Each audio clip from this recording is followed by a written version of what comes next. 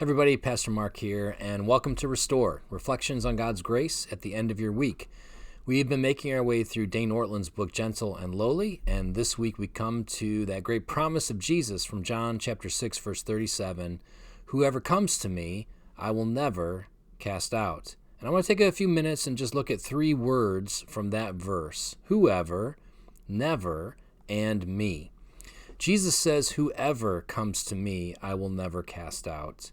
If you're not a Christian, you may feel convinced that whoever could never include you, but it does. Ortlund envisions a dialogue in his book between Jesus and a person who is hesitant to come to him, and he pictures the dialogue going something like this. We say, "No, wait, Jesus, you don't understand. I've really messed up." And Jesus responds, "I know." And then we say, "Well, you know most of it, sure, but there's perversity deep down inside me that's hidden from everyone." And Jesus responds, "I know it all." Well, the thing is, we might say, it isn't just my past, it's my present as well. And Jesus responds, "I understand." And then we say, "But I don't know if I can break free of this anytime soon." And Jesus says, "That's the only kind of person I'm here to help." We say the burden is heavy and it gets heavier all the time. And Jesus says, "Then let me carry it." We say it's too much to bear. And Jesus says, "Not for me." And we say, "You don't get it. My offenses aren't directed toward others. They are directed toward you." And Jesus says, "Then I'm the one most suited to forgive them."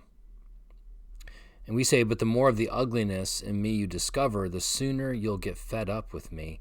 And Jesus says, "Whoever comes to me, I will never cast out." So that word next that we need to look at is never. If you are a Christian, you know that same dialogue applies to you.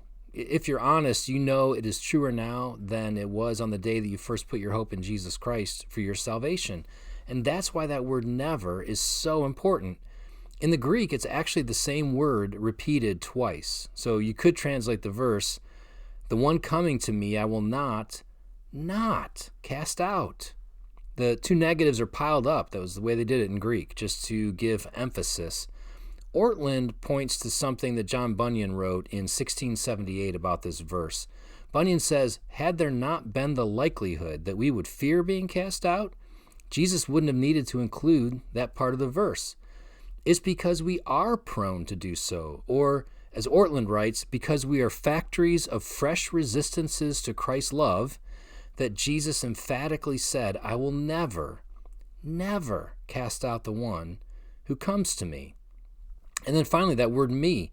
Jesus said, "Whoever comes to me, I will never cast out." He didn't say, "Come to my teaching." He said, "Come to me." Our faith isn't in a philosophy, it's in a person.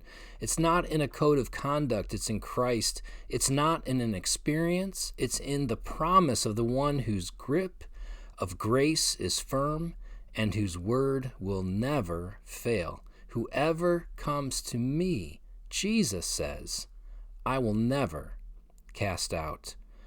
This verse is often associated with the confidence that Christians can have that they'll persevere in the faith to the end of their lives. But if you think about it, it is really about the simple, glorious, eternally comforting promise that the heart of Christ will persevere toward you until the end of your life and beyond. His love will never let you go. There's a link to Ortlund's book in the description below. If you're watching on YouTube and haven't subscribed, be sure to do so at the bottom right of your screen. If you're watching on Facebook, be sure to like and follow our page. And if you're in the greater Rochester area and are looking for a church home, I hope to meet you some Sunday morning, and more details are at the church website. Finally, if you know someone who may be encouraged by this message about the love of Christ, please pass it along, and may God restore to you the joy of his salvation.